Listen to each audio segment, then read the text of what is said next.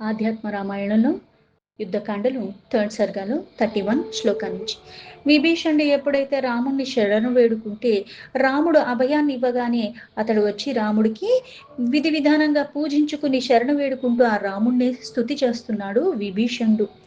అహం త్వత్పాద సద్భక్తి నిశ్రేణిం ప్రాప్య రాఘవ ఇచ్చామి జ్ఞాన యోగాఖ్యం సౌధమారూఢుమీశ్వరః.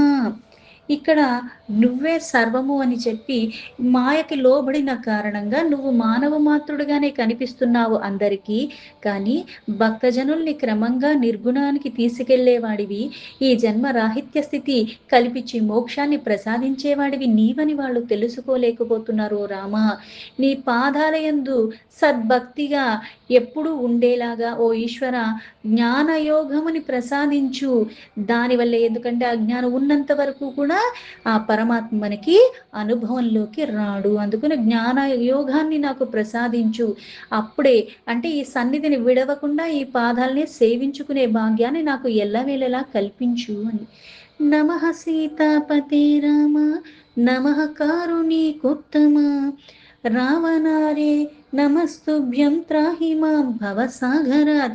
ఓ రామ, ఓ సీతాపతి, నీకే నమస్కరిస్తూ ఉన్నాను, నిన్నే శరణు వేడుకుంటున్నాను.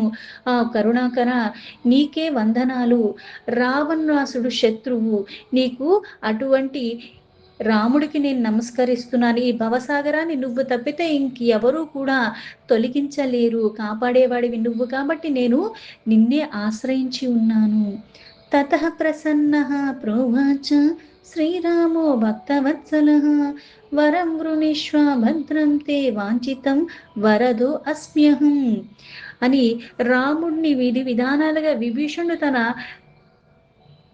ప్రార్థనని తెలియజేసుకుంటూ ఆ సమర్పణ భావంతో ఇలా స్తుతించిన తర్వాత భక్తవత్సుడైన శ్రీరాముడు కూడా అత్యంత ప్రసన్నుడయ్యి, అంటే ఇక్కడ తను పొగిడాడు కాబట్టి, ఇలా మళ్ళీ రావణాసుడు అధముడని చెప్పాడు కాబట్టి ఇక్కడ ప్రసన్నుడయ్యానన్న భావనలో తీసుకోకూడదు. పశ్చాత్తాపము, తన శత్రువు తమ్ముడైనప్పటికీ కూడా ఆశ్రయించాల్సిన వాళ్ళని ఆశ్రయించాల్సిన విధానంగా చేస్తే అక్కడ మనం రక్షింపబడతామని తెలిసిన వాడు ఆ పరమాత్మ తత్వాన్ని గ్రహించి అనన్యమైన భక్తితో శరణాగతి వేడుకున్నాడు. ఆ భక్తికే వాత్సల్యాన్ని చూపిస్తూ ఆ భక్తికే లొంగే పరమాత్మ అత్యంత ప్రసన్నుడయ్యాడు. అందుకే నీకు అభయాన్ని ఇస్తున్నానని, నీకు భద్రమగుగాక, నీ అభిష్టమైన వరాలని నువ్వు కోరుకో, నేను వరప్రదాయకుణ్ణి, నీకు నేను వరాలు ఇస్తాను అని ఇవ్వటానికి కూడా నేను సిద్ధంగా ఉన్నాను అని చెప్పాడు. విభీషణ ఉవాచ ధన్యోస్మి కృతకృత్యోస్మి కృతకార్యోస్మి రాఘవ త్వత్పాద దర్శనాధీవ విముక్తోస్మి న సంశయః. రాముడు ఎప్పుడైతే అభయం ఇచ్చాడో వెంటనే విభీషణుడు ఇలా అన్నాడు, రామా, నేను ధన్యుణ్ణైపోయాను, కృతాకృతుణ్ణి, అంటే నా జన్మ ఒక సార్థకత లభించింది, చెయ్యవలసిన కార్యం నాది పూర్తి చేసేశావు. ఎందుకంటే ఎటువంటి అనుమానాలు లేకుండా నిన్ను దర్శించుకున్న మాత్రం చేతనే పొంగిపోయే నేను, నాకు నువ్వు అభయాన్ని ఇచ్చావు, పైగా ముక్తిని పొందే ఆ స్థాయికి నన్ను తీసుకెళ్ళినట్టుగా అయిపోయింది, నాకు ముక్తి లభించింది అన్న భావన కలుగుతుంది అని. నాస్తి మత్సదృశో ధన్యో నాస్తి మత్సదృశః శుచిః నాస్తి మత్సదృశో లోకే రామ త్వన్మూర్తిర్ దర్శనాత్. ఓ రామ, నీ మనోహరమైన రూపాన్ని దర్శించినంత మాత్రం చేతనే ఈ లోకాలంతా కూడా నా వంటి ధన్యుడు ఇంకొకడు లేడు. అలాగే నాలాంటి పవిత్రత నిన్ను దర్శించినంత మాత్రాన నాకు పవిత్రత చేకూరింది, ఇంకా వేరెవ్వరూ లేరు సుమా అని. కర్మబంధ వినాశాయ త్వజ్ఞాన భక్తి లక్షణం త్వధ్యానం పరమార్థం చ దేహి మే రఘునందన. ఓ రఘునందన, కర్మబంధనాలన్నిటినీ కూడా తొలగించటానికి భక్తి లక్షణయుతంగా నీ తత్వజ్ఞానము, ఆ దాని పరమార్థ రూపమైన నీ ధ్యానం కూడా నాకు ప్రసాదించు.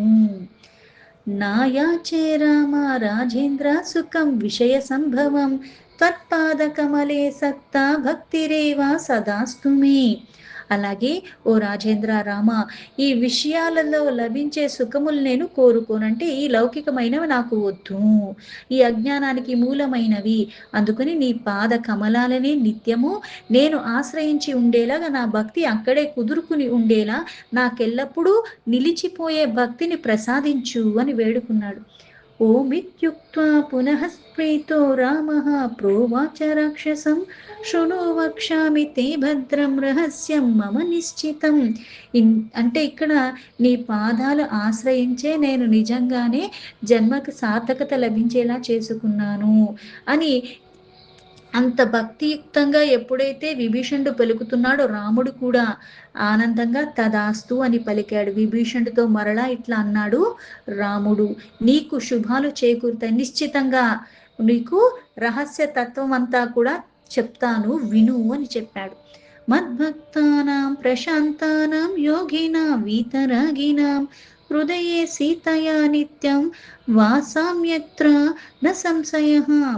ప్రశాంతులు, యోగులు, వీతరాగులు అయిన నా భక్తుల హృదయాల్లో నిత్యము నేను సీతా సమేతుణ్ణై నివసిస్తూనే ఉంటాను. ఇక్కడ నిస్సందేహంగా నేను సీతా సమేతంగానే ఎప్పుడు భక్తులొక్క హృదయంలోనే ఉంటాను, ఇందులో ఎటువంటి సంశయాలు లేవు అని. తస్మాత్వం సర్వదా శాంతః సర్వకల్మషవర్జితః మాం ధ్యాత్వా మోక్షసే నిత్యం ఘోర సంసార సాగరాత్.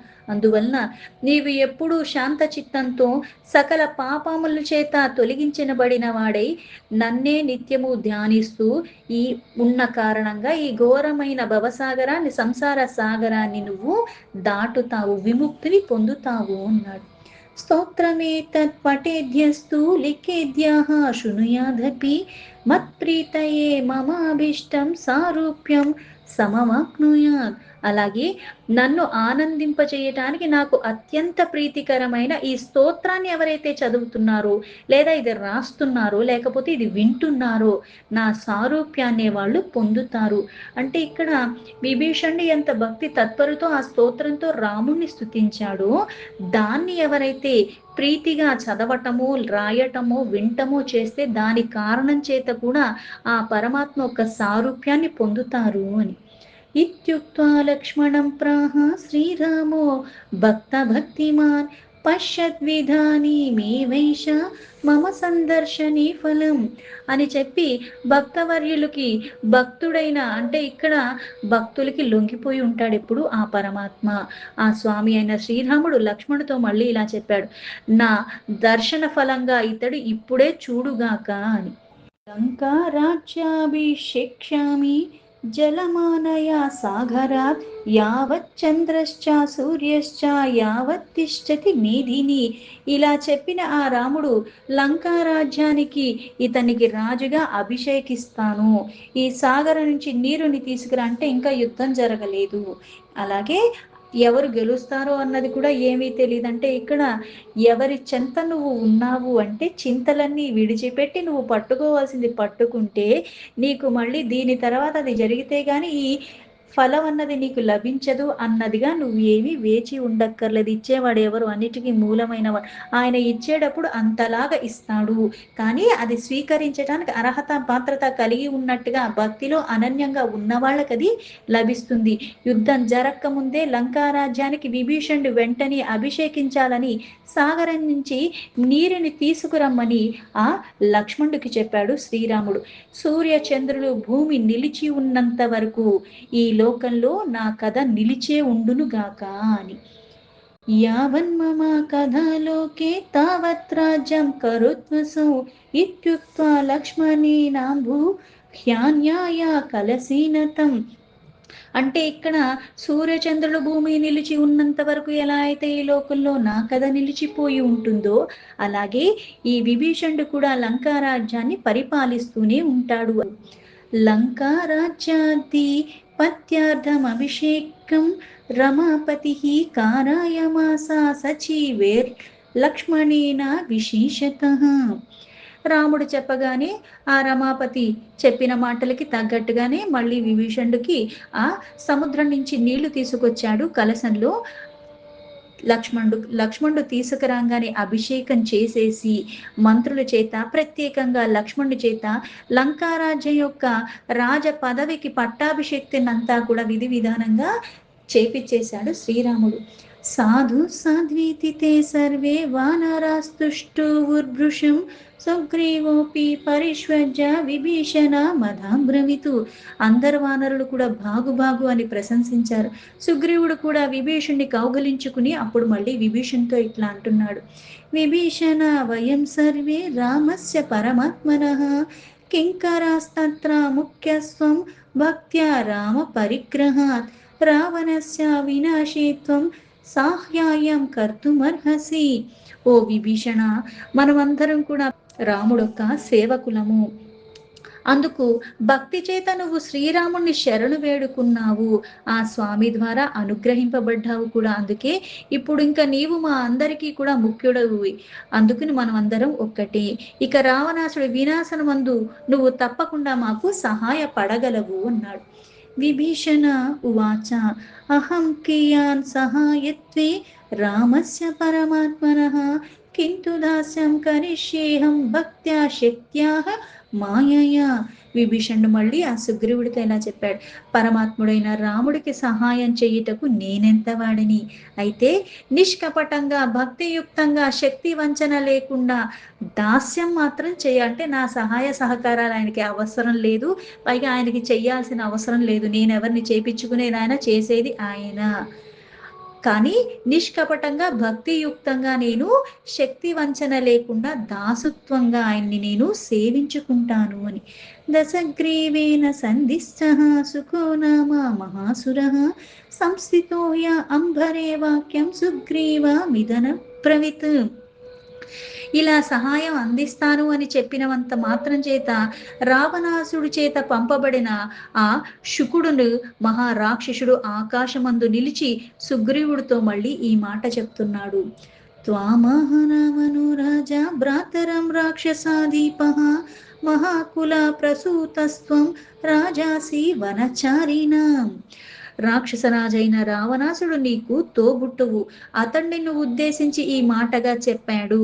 సుగ్రీవ, నువ్వు సద్వంశంలో పుట్టినవాడవి, వానరులకి రాజువి. మమ భ్రాతు సమానస్త్వం తవ నాస్యార్థ విప్లవః అహం యదహరం భార్యం రాజపుత్రస్య కిం తవ. అయితే ఓ సుగ్రీవ, నువ్వు నాకు సోదరుడితో సమానమైన వాడివి. నీకు నా వల్ల అపకారం ఏమీ జరగలేదు కదా. ఒక రాజపుత్రుణ్ణి భార్యను నేను అపహరిస్తే అసలు నీకు వచ్చిన నష్టం ఏంటి? నేను నీకేమీ నష్టము హాని తలపెట్టలేదు కదా. కిష్కిందాం యాహి హరిర్భిర్లంకా శక్యానా దైవతేహ ప్రాప్తుం కిం మానవైరల్పా సత్వేర్ వానరయూతపేహ. అయితే నా వల్ల నీకు ఎటువంటి హాని జరగకుండా నీవు నీ వారితో ఇలా కిష్కిందకి తిరిగి వెళ్ళిపో. ఈ లంకా నగరం అందు ప్రవేశించటానికి దేవతలకి అసాధ్యము. అలాంటిది అల్పసత్వులైన ఈ మానవులకి, అలాగే నీ వానర సేనకి ఇది ఎలా సాధ్యమవుతుంది అన్నాడు. సంప్రాపయంతం వచనం తూర్ణ ముత్ప్లూత్య వానరాః ప్రాపద్యంత తదా క్షిప్రం నిహంతుం దృఢముష్టిభిః. ఇలా రావణాసుడు యొక్క సందేశాన్ని వినిపించటానికి వచ్చిన దూత ఏదైతే అక్కడ సుగ్రీవుడికి చెప్పాడో, వానరులు త్వర త్వరగా గాలిలోనికి ఎగిసి వాని జుట్టు పట్టుకుని చుట్టూ పట్టుకుని వెంటనే దృఢంగా ముష్టిఘాతకాలతో ఆయన కొట్టారు. వానరేర్హన్యమానస్తు శుకో రామమదబ్రవిత్ నాధూతా జ్ఞాతి రాజేంద్ర వానరాన్ వారయ ప్రభు. ఇలా ఎప్పుడైతే దూతగా వచ్చిన వాడు ఈ వానరులందరూ బాగా తీవ్రంగా కొట్టారో, వానరుల చేత దెబ్బలు తింటున్న ఆ శుకుడు రాముడితో ఇట్లా అన్నాడు. ప్రభు రాజేంద్ర, దూతల్ని ఎవరు వధిస్తారు? దూతల్ని ఎవరు ఇలా హింసిస్తారు? ఈ వానరులను మీరే ఆపండి ఆపండి అని వేడుకున్నారు. రామః శ్రుత్వా తథా వాక్యం శుకస్య పరిదీవితం మా వధిష్ఠేతి రామస్వ వానరాయామాస వానరాన్. రాముడి మాటలు ఆ శుకుని కలవరాన్ని విని వెంటనే అక్కడ వాళ్ళందరి వానరుని అతని చంపవద్దు అని రాముడు వారించాడు. మొత్తుకుంటున్న, ఎందుకంటే ఇక్కడ శత్రువులకైనా సరే అభయాన్ని ఇచ్చేవాడు. దూత ఎప్పుడైతే మొరపెట్టుకున్నాడో రాముడు వెంటనే ఆ వానరుల్ని అలా అతన్ని చంపవద్దు అని వారించాడు. పునరంభరామాసాద్య సుఖః సుగ్రీవమబ్రవీత్ బ్రూహే రాజన్ దశగ్రీవం కిం వక్ష్యామి వ్రజామ్యహం. మరలా శుకుడు ఆకాశంలోకి ఎగిసి సుగ్రీవుడితో ఇలా అంటున్నాడు, రాజా నేను వెళ్తున్నాను, దశగ్రీవునికి సమాధానంగా నేను ఏం చెప్పాలో అది నాకు చెప్పండి అని. సుగ్రీవ ఉవాచ యథావాలి మమ భ్రాత తథా త్వం రాక్షసాధమా హంతవ్యస్తం మయా యత్నాత్ సపుత్ర బలవాహనః. సుగ్రీవుడు దూతగా వచ్చిన శుకుడికి తన మాటగా ఇలా చెప్తున్నాడు, ఓ రాక్షసదమా, నా ప్రయత్నం చేత తన కుమారులు, తన సైన్యము, తన వాహనాలు ఇటువంటివన్నీ కూడా సహితంగా నా సోదరుడు వాలికి ఎలాగో అలాగే నీకు కూడా అదే గతి కలుగుతుంది. నీ చంపినట్టుగా నువ్వు కూడా నా చేతుల్లో చంపదగిన వాడివి అని సమాధానంగా చెప్తాడు సుగ్రీవుడు. బ్రూహి మే రామచంద్రస్య భార్యాం హృత్వా క్వా యాస్యసి తతో రామాజ్ఞయా ధృత్వా శుకం వద్వాన్ వరక్షయాత్. అలాగే రామచంద్రుడి భార్యను అపహరించిన నీవిప్పుడు ఎటు పోతావు నాకు చెప్పు అని ఇలా పలికి రామాజ్ఞ చేత శుకుని బంధించి తన రక్షణలో ఉంచుకున్నాడు సుగ్రీవుడు. శార్దూలోపి తతః పూర్వం దృష్ట్వా కపిబలం మహత్ యతావత్ కథయామాస రావణాయాస రాక్షసః. అంతకు ముందే శార్దూలుడన్న రాక్షసుడు ఈ కపిసేనా వరుల్ని చూసి రావణాసుడికి యథాతథంగా ఆ వివరాలన్నీ కూడా వివరించి చెప్పేశాడు, అక్కడ ఏమేమి జరుగుతున్నాయి అని. దీర్ఘచింత పరో భూత్వా నిశ్వాసన్నాస మందిరే తతః సముద్రమావీక్ష్య రామో రక్తాంత లోచనః. అంతటా రావణాసుడికి ఆ రాముడి దగ్గర జరుగుతున్న వివరాలన్నీ తెలిసాక రావణుడు దీర్ఘమైన ఆలోచనలో లీనమైపోయి తన మందిరంలో నిట్టూర్పులు విడుస్తూ అక్కడ కన్నులు ఎర్రబారి ఉన్నాడు. రామభద్రుడు సముద్రాన్ని పరికించి పరికించి చూస్తూనే ఉన్నాడు, అది ఎలా దాటాలి అని. పక్షలక్ష్మణ దుష్టోసో వారిధిర్మాముపాగతం నాభినందతి దుష్టాత్మ దర్శనార్థం మమానఘ. ఓ అనగా లక్ష్మణ నీటి చూడు, నేను దర్శిస్తున్న నిమిత్తము ఇతన్ని దరి చేరి తిని, కానీ గౌరవార్థంకైనా సరే దుష్టుడైన ఈ సాగరుడు ఇంతవరకు రానే లేదు. జానాతి మానుషోయం మే కిం కరిష్యతి వానరేహ అద్య పశ్య మహాబాహో శోషయిష్యామి వారధిం. ఇతడు నరుడే కదా, వానరులతో వచ్చిన నన్నేమి చెయ్యగలడు అని అనుకుంటున్నాడు ఈ సగరుడు. ఓ మహాబాహు, నేను ఇప్పుడే ఈ సాగరాన్ని నీళ్ళన్నీ తొలగించేస్తాను, శోషింప చేసేస్తాను అన్నాడు రాముడు. పాదేనేవ గమిష్యంతి వానర విగితజ్వరాః ఇత్యుక్త్వా క్రోధతాం రాక్ష ఆరోపిత ధనుర్ధనః. వానరులు అలసట లేకుండా కాళ్లతోనే హాయిగా నడుచుకుంటూ అవతలి ఒడ్డుకి వెళ్ళిపోతారు అని పలికి కోపంలో కన్నులు ఎర్రచేసి తన ధనుస్సుని చేతపట్టాడు శ్రీరాముడు. దీంతో ఆధ్యాత్మ రామాయణంలో యుద్ధకాండలో 3rd సర్గాలో 63 శ్లోక సంపూర్ణం.